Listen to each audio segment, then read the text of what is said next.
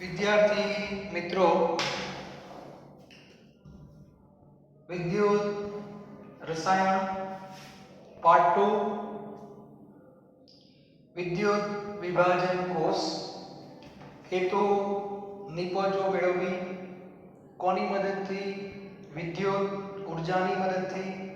અને એ નિપજો જે મળે છે એમાં વિદ્યુત ઉર્જા કેટલી જોઈએ, વિદ્યુત ઉર્જા આટલી આપીએ તો નિપજ આટલું મળે, આવી બધી સરસ મજાની જે માહિતી છે એના સંદર્ભમાં દાખલાઓ એમસીક્યુ પૂછાતા હોય છે અને બહુ જ સરળ છે.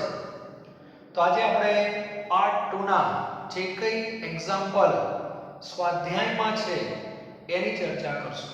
બરાબર? આમ તો દાખલા બે પ્રકારના હોય છે. વિદ્યુત ઉર્જા ઉપરથી નિપજનો જથ્થો શોધવો. ઘણીવાર નિપજનો જથ્થો આપ્યો હોય તો વિદ્યુતનો જથ્થો શોધવો. આ રીતની આખી એક સિસ્ટમ છે, પણ એક્ઝામ્પલ ને બધું બહુ સરળ છે. તો દરેક વિદ્યાર્થી સ્વાધ્યાયની અંદર 4-5 દાખલાઓની ચર્ચા છે તો એ આપણે જોઈએ. બરાબર? અને પાર્ટ 2 ચલો સૌથી પહેલા સ્વાધ્યાયની અંદર આપણે શરૂઆતના જે એક્ઝામ્પલ છે 3.1 થી 3.6 એ પાર્ટ 1 ના સંદર્ભમાં આપણે જોઈ લીધા છે. પછી વચ્ચે 3.7 થી ચાલુ કરી 3.11 સુધીના જે છે એ પાર્ટ 3 ના છે. બરાબર? એ આપણે હજુ ભણવાનું બાકી છે. આપણે જે ભણ્યા એના સંદર્ભમાં જે કંઈ દાખલાઓ છે એ આ ટાઈપના છે. સૌથી પહેલા 3.12 ની અંદર 3 પેટા પ્રશ્નો આપેલા છે અને એમાં તમારે વિદ્યુતનો જથ્થો શોધવાનો છે. બરાબર? અને એમાં જે રૂપાંતર તમને આપેલું છે, સૌથી પહેલા એવું કીધું છે નંબર 1, જે પ્રમાણે કીધું હોય એ પ્રમાણે પ્રક્રિયા લખવાની. 1 મોલ Al3+ એનું રૂપાંતર શેમાં કરવાનું કીધું છે? એલ્યુમિનિયમમાં. એટલે પ્રક્રિયા લખવી પડે કે 1 મોલ Al3+ કેટલા ઇલેક્ટ્રોન મેળવે, તો એમાંથી એલ્યુમિનિયમ મળે તો 3+ છે એટલે બધાને ખબર પડવી જોઈએ 3 મોલ ઇલેક્ટ્રોન થાય. બરાબર? ચાલો હવે આપણે આધુનિક નિયમ વાપરવાનો. એલ્યુમિનિયમના નીચે શું લખવાનું? 1 મોલ એલ્યુમિનિયમ. બરાબર? આના નીચે લખવાનું 3 ફેરાડે અને કુલમમાં લખવું હોય તો 3 × 96500 કુલમ. બરાબર? એટલે પ્રશ્નમાં વિદ્યુતનો જથ્થો કોઈ પણ એકમમાં આપે આપણને આવડવું જોઈએ. ક્લિયર? એટલે પ્રશ્ન શું છે કે 1 મોલ આ 1 મોલ છે. જો 1 મોલ Al3+ ને એલ્યુમિનિયમમાં ફેરવવા માટે તમારે 3 મોલ ઇલેક્ટ્રોન આમ પણ લખી શકાય, આ 3 નહીં 3 મોલ ઇલેક્ટ્રોન, 3 ફેરાડે પણ લખી શકાય અને 3 × 96500 કુલમ પણ લખી શકાય. એટલે આ 3 એના જવાબો છે. ઇલેક્ટ્રોનની સંખ્યા કે તો 3 × શું કરી દેવાનું? Na. આટલા ઇલેક્ટ્રોન. વિદ્યુતનો જથ્થો પરીક્ષામાં ગમે તે એકમમાં પૂછી શકે છે. મોલમાં પૂછે, સંખ્યામાં પૂછે, ફેરાડેમાં પૂછે, કુલમમાં પૂછે. તમારી પાસે દરેકનો જવાબ હોવો જોઈએ. ક્લિયર? તો એકદમ સરસ પ્રશ્ન આવા એમસીક્યુ માં પૂછાય છે. આ જે જવાબ છે એ કેટલા મોલ Al3+ નો? 1 મોલ. પરીક્ષામાં 2 મોલ કહેતો તો બધાને 2 વડે ગુણી નાખવાના. ક્લિયર? અને 1 મોલ એલ્યુમિનિયમ એટલે 27 ગ્રામ થાય. ઘણા કે કેમ? એલ્યુમિનિયમનો પરમાણુ ભાર 27 છે. ત્યાર પછી બીજો પ્રશ્ન પણ એકદમ સરળ છે. 1 મોલ Cu2+ એટલે અહીંયા લખવાના Cu2+ અને એમાં શેના મેળવવાના છે? Cu માં. અને Cu2+ કેટલા ઇલેક્ટ્રોન મેળવે? તો કે 2 ઇલેક્ટ્રોન મેળવે. 2 મોલ સોરી. અને આ તો 1 મોલ જ છે એટલે આ જવાબ આવી ગયો. ચાલો અહીંયા તમારે લખવું પડે 2 ઇલેક્ટ્રોન એટલે 2 મોલ ઇલેક્ટ્રોન, 2 મોલ એટલે 2 ફેરાડે, 2 ફેરાડે એટલે 2 × 96500 કુલમ અને 2Na જેટલા ઇલેક્ટ્રોનની જરૂર પડે. એમસીક્યુ ગમે તે પેટર્નમાં પૂછી શકે, તમને જવાબ આવડવો જોઈએ. ક્લિયર? ત્યાર પછી ત્રીજો પ્રશ્ન જે છે એની અંદર MnO4 એનું રૂપાંતર Mn2 માં કરવાનું છે. તો આની અંદર ભૂતકાળમાં આપણે રેડોક્સ ભણી ગયા, તો આમાં Mn ને ટાર્ગેટમાં લેવાનું છે. તો પહેલા તમારે અહીંયા ઇલેક્ટ્રોન મૂકવાનો એ તો નક્કી છે, પણ આ સંયોજિત આયન છે એટલે સીધા ઇલેક્ટ્રોન મુકાય નહીં. એના માટે બંને બાજુ Mn નો ઓક્સિડેશન આંક લખવો પડે. અહીંયા તમે ગણશો તો +7 આવશે, અહીંયા ગણશો તો +2 આવશે. ત્યારબાદ બંને બાજુ Mn નો બેલેન્સ ચેક કરી લેવાનો. તો બંને બાજુ Mn સરખા જ છે. ચેક કર્યા પછી જોવાનું કે 7 માંથી 2 5 નો ઘટાડો એટલે અહીંયા તમારે 5 ઇલેક્ટ્રોન મૂકવા પડે. અને 5 ઇલેક્ટ્રોન એટલે 5 ફેરાડે 5 ગુણ્યા 96500 કુલમ 5 Na જેટલા ઇલેક્ટ્રોન. અને આ જે જવાબ આવ્યો, આ જવાબ એ કેટલા મોલ MnO4 માટે કહેવાય? તો 1 મોલ માટે કહેવાય, કારણ સહગુણક એક છે. આનો પ્રશ્ન પરીક્ષામાં 2 મોલ માટે પૂછે તો પહેલા તો આ ગણિત નાખવાનું, અને આ જવાબ આવ્યો તમારો 1 મોલનો. પછી છેલ્લે રકમ વાંચવાની, અને જો 2 મોલ કે તો 2 વડે ગુણી નાખવાના. 2.5 મોલ કે તો 2.5 મોલ વડે ગુણવાના. 1.5 કે તો 1.5 વડે ગુણવાના. ક્લિયર? તો એકદમ સરળ પ્રશ્ન છે, કશું છે ને, ખાલી વિદ્યુતનો જથ્થો તમને ખબર પડે એના માટેના પ્રશ્નો મૂકેલા છે. બરાબર? સરસ પ્રશ્નો છે, સરસ મજાનો ફોટો પાડેલો છે દરેક વિદ્યાર્થી.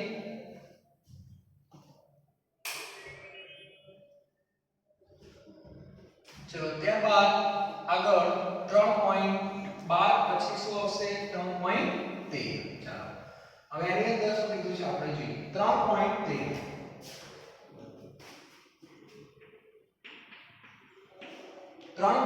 ની અંદર તમારે વિદ્યુતનો જથ્થો ફેરાડેના સંદર્ભમાં શોધવાનો છે, અને આ વખતે તમને નિપજ આપેલી છે. બરાબર? એમાં પ્રશ્ન પહેલો તમને આવો કીધો છે કે તમારે પિગલી, આવો પ્રશ્ન છે, પિગલી CaCl2 માંથી 20 ગ્રામ કેલ્શિયમ મેળવવા કેટલા F ની જરૂર પડે? બરાબર? બહુ સામાન્ય પ્રશ્ન છે, ત્રિરાશિ મુક્ત આવડવી જોઈએ. સૌથી પહેલા પ્રક્રિયા લખો કે પિગલી CaCl2 માં કેલ્શિયમ કયા સ્વરૂપમાં હોય? Ca2+ હોય. 2+ કેટલા ઇલેક્ટ્રોન મેળવશે? 2 મોલ ઇલેક્ટ્રોન મેળવે, અને એમાંથી 1 મોલ Ca સોલિડ બને. દરેકને પહેલા આ લખતા આવડવું જોઈએ, રિડક્શન પ્રક્રિયા. પછી આધુનિક નિયમમાં સંબંધો લખી નાખવાના. આ કેટલા ફેરાડે કહેવાય? 2 ફેરાડે. ફેરાડે માં કીધું છે એટલે હું આગળ જતો નથી. બરાબર? અને કેલ્શિયમ કેટલા મોલ કહેવાય? 1 મોલ કેલ્શિયમ કહેવાય. અને 1 મોલ કેલ્શિયમ એટલે 40 ગ્રામ થાય. કેલ્શિયમનો પરમાણુ બળ 40 છે. તો આજે તમને ત્રિરાશિ મળી ગઈ, ક્યાં મળી ગઈ કે 40 ગ્રામ કેલ્શિયમ મેળવવા માટે 2 ફેરાડેની જરૂર પડે. તો અહીંયા આપણા માટે કેટલા છે? 20 ગ્રામ માટે કેટલા ફેરાડેની જરૂર પડે? એટલે કેટલા આવશે? 20 ગુણ્યા 2 ભાગ્યા 40. જવાબ આવશે 1 ફેરાડે અથવા 96500 કુલમ આવવું જોઈએ. બરાબર? આ રીતે.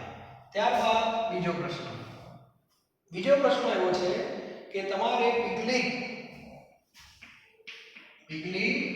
Al2O3 માંથી 40 ગ્રામ એલ્યુમિનિયમ. ચલો આ વખતે આપણે 40 ગ્રામ એલ્યુમિનિયમ જોઈએ છે. તો Al2O3 માં એલ્યુમિનિયમના માથા ઉપર 3+ હોય. બરાબર? તો 3+ કેટલા ઇલેક્ટ્રોન મેળવે? તો 3 ઇલેક્ટ્રોન, તેમાંથી એલ્યુમિનિયમ છૂટું પડે. તો અહીંયા તમારો સંબંધ શું થશે? તો અહીંયા સંબંધ થશે 3 ફેરાડે. આ કેટલા મોલ કહેવાય? 1 મોલ કહેવાય. અને 1 મોલ એટલે 27 ગ્રામ થાય. બરાબર? ઘણા વિદ્યાર્થી અહીંયા 2 કરી દે. કેમ કે સાહેબ એલ્યુમિનિયમ 2 છે, તો અહીંયા 2 કરશો તો આ 6 થશે. તો અહીંયા 6 ઇલેક્ટ્રોન આવશે, અને અહીંયા પાછળ 2 એલ્યુમિનિયમ એટલે પ્રમાણ તો આ જ આવશે. 6 ની સામે 2 મોલ, 6 ની સામે 2 મોલ, 3 ની સામે 1 મોલ, બરાબર. ચાલો 27 છે 3 ફેરાડે, તો આપણે 40 ગ્રામે કેટલા, એટલે 3 ગુણ્યા 40 ભાગ્યા 27 કરી દેજો, આ જવાબ આવશે ફેરાડેમાં, બરાબર. જે આવે તમારે જોઈ લેવાનું, આટલી ગણતરી તો તમને આવડવી જોઈએ જ. ચલો આ પણ સારો પ્રશ્ન છે. ચલો એના પછી 3.14 જોઈએ આપણે. ફોટો પાડી લેજો બધા. હા, ફોટો પાડવાનું ભૂલાય નહીં. આડાવાળા ફોટો નહીં પાડવાના, જરૂર હોય પાડવાના, બરાબર. એટલે દાખલાની અંદર તમને સીધી એનું સોલ્યુશન મળી જાય. ચલો ત્યારબાદ 3.14 જે છે એની અંદર જો એમાં પણ તમારે ફેરાડે શોધવાના છે અને કુલમમાં આ વખતે છે, કઈ વાંધો નહીં. અને H2O માંથી O2 એવું કીધું છે, કેટલા મોલ? 1 મોલ. ધ્યાન આપજો. હવે 1 મોલ H2O માંથી O2 આવું કીધું છે. અને મેં તમને આગળ કહેલું છે જો પ્રક્રિયા આવડતી હશે તો આ બધું એકદમ સરળ છે. તો H2O માંથી O2 એટલે H2O નું ઓક્સિડેશન લખવાનું કે રિડક્શન લખવાનું? તો O2 કઈ પ્રક્રિયાથી મળે? ઓક્સિડેશન થી મળે, અને H2 રિડક્શન થી મળે. તો અહીંયા મારે H2O નું ઓક્સિડેશન લખવાનું છે. તો પ્રક્રિયા કેમ લખાય? બધાને મેં યાદ રાખવાની કહેલી છે. 1/2 O2 2H અને 2 ઇલેક્ટ્રોન. આમ ઓક્સિડેશન ઇલેક્ટ્રોન મુક્ત થાય. તો અહીંયા 2 મોલ ઇલેક્ટ્રોન છે એટલે આ કેટલા ફેરાડે થયા? 2 ફેરાડે. આ વિદ્યુતનો જથ્થો હોય છે. આ નિપજ આ છે 0.5 મોલ ઓક્સિજન. હવે તમને પ્રશ્ન એવો કીધો છે, અને હા આ કેટલા મોલ H2O કહેવાય? 1 મોલ. હવે સીધો સંબંધ થઈ ગયો. 1 મોલ H2O ના ઓક્સિડેશન માટે 2 ફેરાડેની જરૂર પડે છે. આ 2 ફેરાડે એટલે બીજું કંઈ નહીં, 2 ગુણ્યા 96500 કુલમ. આ જવાબ. તમને એવું કીધું છે ને કે 1 મોલ H2O માંથી O2 મેળવવા, એટલે O2 આટલા જ મળે, તમારે આને પકડવાના. 1 મોલ H2O ના ઓક્સિડેશન માટે કેટલા ઇલેક્ટ્રોન, કેટલા ફેરાડે, કેટલા કુલમની જરૂર પડે? તો 2 ગુણ્યા 96500. બીજું, આમાંથી ઘણા બધા પ્રશ્નો મળશે તમને પરીક્ષામાં. તમને એમ કે 2 ફેરાડે જથ્થો પસાર કરીએ તો કેટલા લીટર O2 મળે? STPA. તો 2 ફેરાડે અડધો મોલ O2 મળે. અડધો મોલ એટલે 11.2 લીટર થાય STP. 1 મોલનું કદ 22.4 છે અને પણ છે O2 ગેસ. દરેકને આવડવું જોઈએ, બરાબર. ત્યાર પછી બીજો પ્રશ્ન આવો છે, 1 મોલ FeO માંથી Fe2O3, બરાબર. આવો પ્રશ્ન છે, બહુ સારો પ્રશ્ન છે. આ MCQ માં પણ આવો પ્રશ્ન વારંવાર પૂછાતા હોય છે. સૌથી પહેલા તમારે પેલા NaO4 જેવું છે, FeO માંથી શું લખી નાખવાનું? Fe2O3, કારણ કે આપણે ઇલેક્ટ્રોન લખવાના છે એમાં. ચલો હવે નિયમ, બંને બાજુ Fe ની અવસ્થા લખો. તો અહીંયા Fe ની અવસ્થા +2 છે, એક Fe ની. અહીંયા એક Fe ની કેટલી થાય? +3. 3 * 6 / 2 એટલે +3 થાય. પછી મેં તમને કીધું હતું સીધો તફાવત નહીં લેવાનો, બંને બાજુ Fe નું શું કરવાનું? બેલેન્સ કરવું પડે. તો અહીંયા Fe 2 છે તો આને 2 વડે ગુણવા પડે. અને હવે ઓક્સિડેશન આમ ફરી લખવાના, ફરી એટલે +2 ના શું થઈ જાય? +4 થઈ જાય, અને +3 ના +6 થઈ જાય. અને હવે તમારે તફાવત લેવાનો 4 અને 6 નો, એટલે કેટલા આવશે? 2. એટલે એનો અર્થ એવો થાય કે અહીંયા 2 ઇલેક્ટ્રોન છૂટા પડે. અને 2 ઇલેક્ટ્રોન છૂટા પડે એનો અર્થ કે 2 ફેરાડે એટલે 2 ગુણ્યા 96500 કુલમ થાય. પણ આ જવાબ 2 મોલ FeO નો કહેવાય. ખ્યાલ આવે છે? આ જવાબ 2 મોલ FeO નો કહેવાય. અને રકમમાં 1 મોલ FeO કીધું છે. એટલે ક્યારેક ભરાઈ જવાય, બરાબર. ધ્યાન રાખજો. એટલે આ રીતે જ્યારે ગણતરી કરતા હોય ત્યારે રકમ પહેલાય વાંચવાની, છેલ્લે વાંચવાની. અને આપણે આપણી પદ્ધતિ પકડી રાખવાની, સિસ્ટમ. કે રેડોક્સમાં આપણે ભણ્યા હતા આવું જ. પહેલા એક પરમાણુનું ઓક્સિડેશન અંક લખો, પછી એનું જરૂર પડે તો બેલેન્સ કરો, બેલેન્સ કર્યા પછી ઓક્સિડેશન અંક ફરી લખવા જોઈએ, ફરી લખ્યા પછી તફાવત લખો. અને ઓક્સિડેશન હોય તો તફાવત જેટલા ઇલેક્ટ્રોન જમણી બાજુ લખવા પડે, રિડક્શન હોય તો તફાવત જેટલા ઇલેક્ટ્રોન ડાબી બાજુ લખવા પડે અને એ જે જવાબ આવ્યો એ પછી તમે રકમ વાંચો તો ખ્યાલ આવે. તો આમાં જે જવાબ આવ્યો 2 ફેરાડે એ આના ઉપરથી જુઓ તો 2 મોલ FeO માટે આવે કહેવાય. હા 2 મોલ FeO માટે કહેવાય પણ 1 મોલ Fe2O3 માટે કહેવાય. આ પણ મગજમાં હોવું જોઈએ. બરાબર? એટલે આ એક વસ્તુ દરેક વિદ્યાર્થીના મગજમાં ક્લિયર હોવી જોઈએ.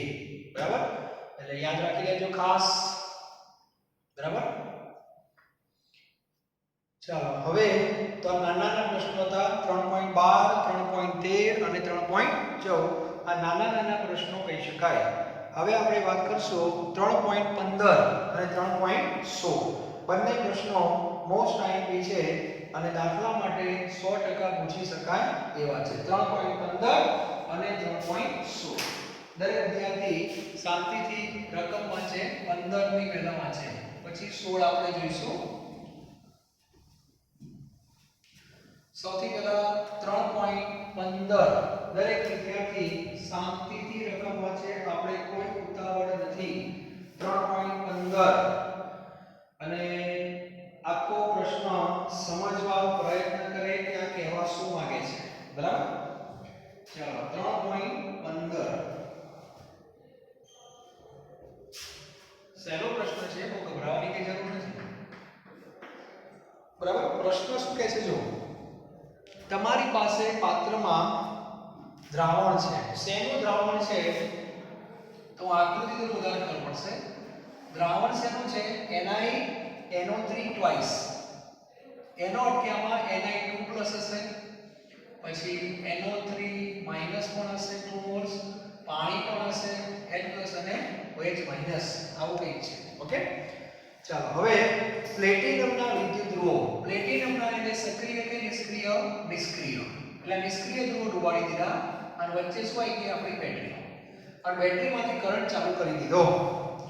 હવે એવું કહે છે કે કરંટ કેટલો પસાર કર્યો તો કરંટ પસાર કર્યો 5 એમ્પિયર. બરાબર? અને કેટલા સમય માટે તો કે છે 2 કલાક માટે. 2 કલાક માટે પસાર કર્યો અને સોરી 2 કલાક નહીં 20 મિનિટ જ છે. સોરી 20 મિનિટ 20 મિનિટ સુધી પસાર કર્યો કરંટ. તો પ્રશ્ન એ છે કે અહીંયા આ ધાતુ જે કેથોડ કહેવાય કેથોડ તેના ઉપર નિકલ નું દળ કેટલું એટલે નિકલ ત્યાં કેટલો જમા થયો હશે. આ પહેલી વસ્તુ. તો દાખલો તો એકદમ સરળ જ છે. હું તમને બે રીતે ગણાવું છું. એક 19મી સદી અને 20મી સદી. નિકલનો પરમાણુ ભાર કેટલો યાદ છે બધાને? પરીક્ષામાં આપેલો હોય તો 59 ગ્રામ પ્રતિ મોલ. કઈ વાંધો નહીં. ચાલો સૌથી પહેલા શું કરાય તો આપણે જે પ્રક્રિયામાં વિદ્યુતનો જથ્થો ફેરાડેમાં એટલે સૌથી પહેલું કામ તમારે આવું કરી શકાય Q = IT શોધવાના. Q = IT એટલે IT/F કરી દેવાના. IT નહીં કરે એટલે જવાબ સીધો ફેરાડે થઈ જાય. I કેટલા 5 20 ગુણ્યા 60 સેકન્ડમાં જોઈએ ને અને ફેરાડ એટલે 96500. IT ને આપણે ભાગશો એટલે સીધો તમારો જવાબ શેમાં આવશે? ફેરાડેમાં આવશે. ચલો દરેક વિદ્યાર્થી મને ફેરાડેમાં જવાબ કહો કેટલો આવે છે? ફેરાડેમાં જવાબ કેટલો આવે છે? 5 ગુણ્યા 20 ગુણ્યા 60 ભાગ્યા 96500.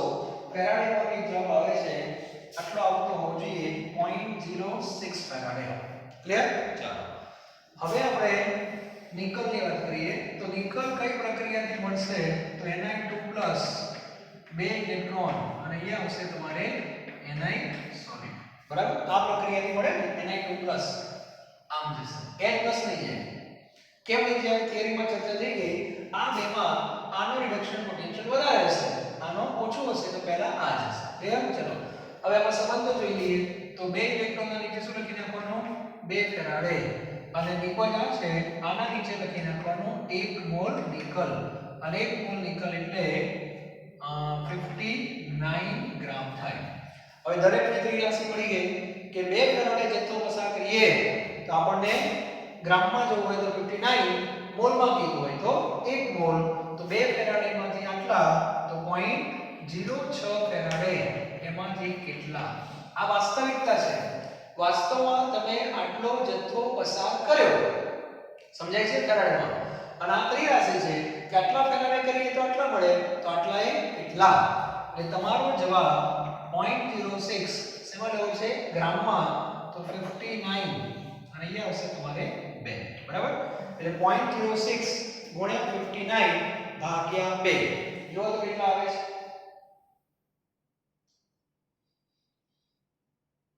59 ગુણ્યા 0.06 ભાગ્યા 2, 1.8 ગ્રામ જેવો જવાબ આવવો જોઈએ. 1.8 ગ્રામ નિકલ. ક્લિયર? તો એકદમ સરળ દાખલો છે. આવા દાખલા ઘણા બધા તમને જોવા મળશે, પણ રીત ખબર હોવી જોઈએ, બરાબર? આ 20મી સદી છે. ઘણા કે સાહેબ 19મી સદીમાં દાખલો ગણ્યો હોય તો કેમ ગણાય? તો ફેરાડેનો પ્રથમ નિયમમાં મેં સીધું સૂત્ર તમને આપ્યું હતું, WB=MIT/NL. યાદ કરો, બરાબર? m એટલે જે તે ધાતુનો પરમાણુ ભાર. આનો કેટલો? 59. I કેટલા? 5. સમય 20 ગુણ્યા 60. વેલેન્સી 2 અને ફેરાડે 96500. આનો જવાબ ચેક કરજો, 1.8 આવી જશે. ક્લિયર? તો ઘણીવાર MCQ લેવલે કામ કરતા હોઈએ તો ફટાફટ આ સૂત્ર લખીને બધું ચાલે, પણ થિયરીમાં બોર્ડની અંદર જ્યારે દાખલો પૂછાય ત્યારે આ રીતમાં નહીં ગણતા, કારણ કે ચેકિંગ વાળા માથા ભારે છે, બરાબર છે? એ લોકો આ રીત માર્ક્સ. આ આધુનિક રીત છે, આ જૂની રીત છે. MCQ ચાલે. ક્લિયર? પણ m માં ભૂલ ના થવી જોઈએ. m એટલે પરમાણુ ભાર ખબર હોવો જોઈએ, અને સમયને સમય મેળવવાનો સેકન્ડમાં. ક્લિયર? એટલે દાખલો કઈ એટલો બધો હાર્ડ નથી, પણ તમને બધાને ખબર હોવી જોઈએ. ચાલો, એટલે ગણી નાખજો. 1.8 ગ્રામ જવાબ આવશે. એના પછી 2.16 દરેક વિદ્યાર્થી જોવે. 3.16. આનો ફોટો પાડી લેજો ફટાફટ.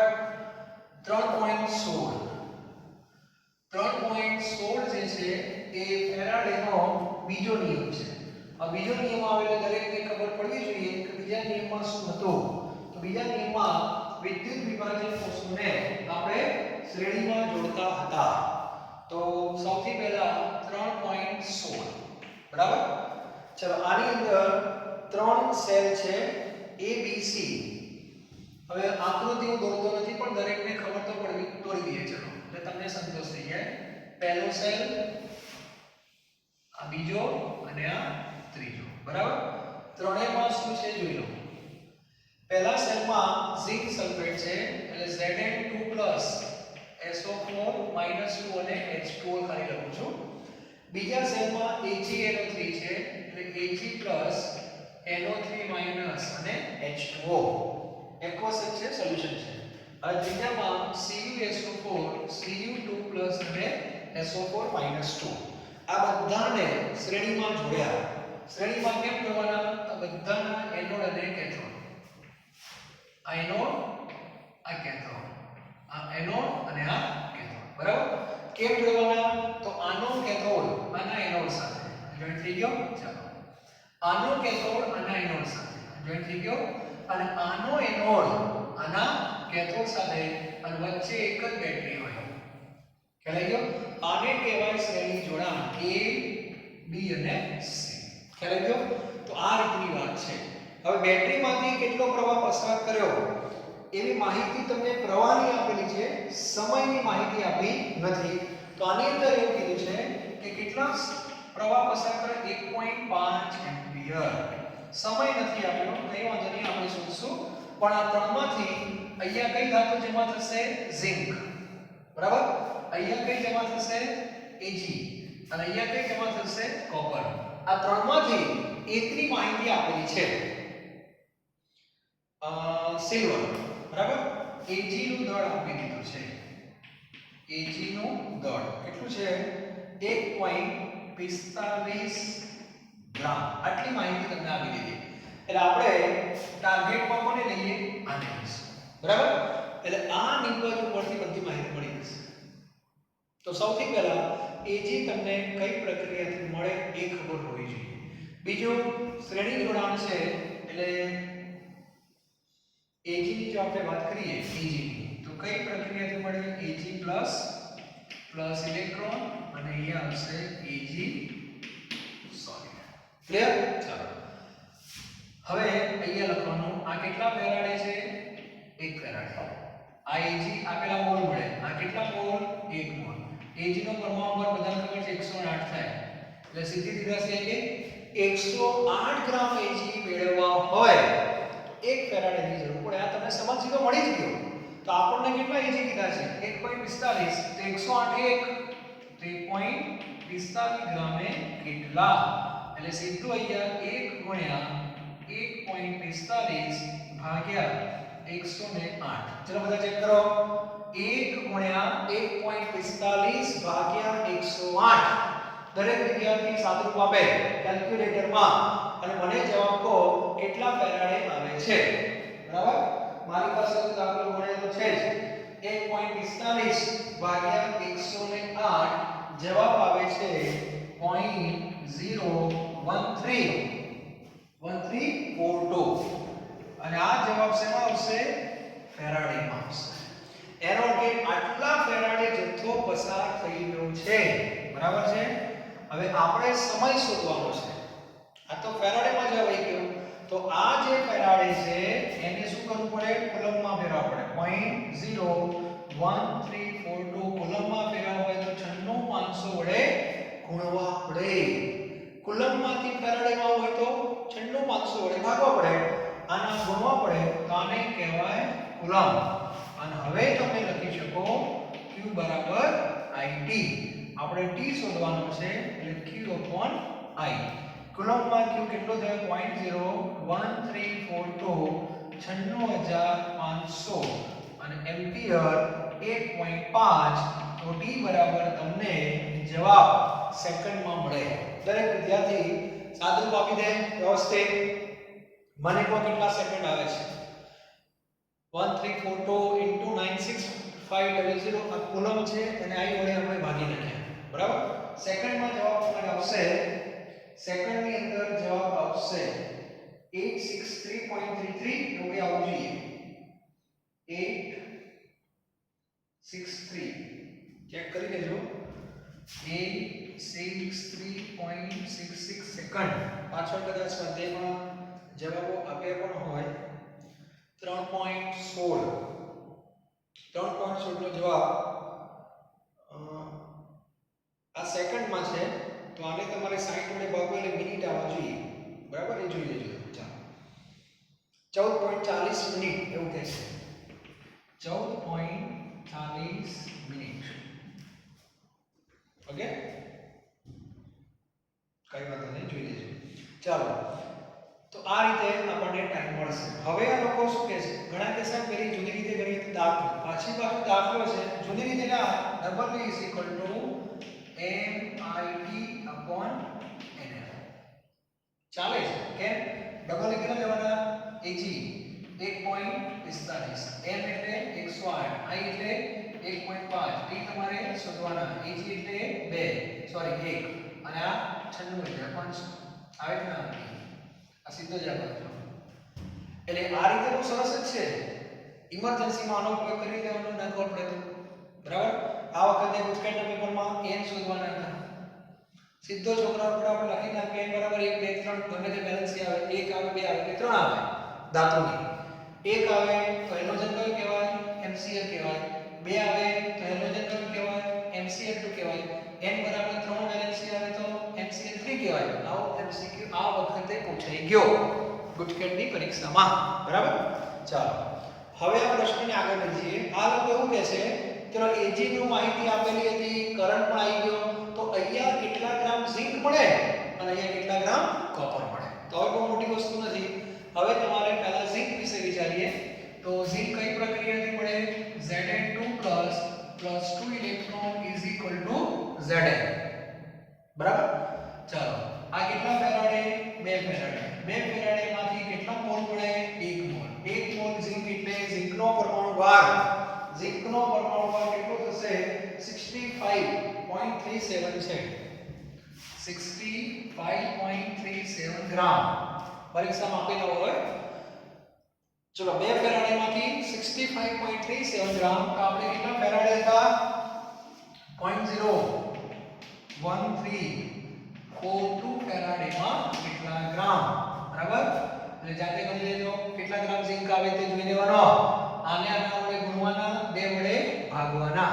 અને કોપર Cu2 પ્લસ કોઈ electron is equal to copper. આ કેટલા ફેરાડે? 2 ફેરાડે. 2 ફેરાડે સામે 1 મોલ કોપર. 1 મોલ કોપર એટલે 63.5 ગ્રામ થાય. ફટાફટ ત્રિરાશિ મૂકવાની. આધુનિક નિયમ ફટાફટ વાપરવા આવવો જોઈએ. પ્રક્રિયા લખો ફેરાડે, મોલ, પરમાણુભાર આવું લખી જ નાખવાનું. એટલે સીધી ત્રિરાશિ. તો 2 ફેરાડેમાંથી આટલા ગ્રામ. ગ્રામમાં જવાબ કે તો 2 ફેરાડેમાંથી આટલા ગ્રામ.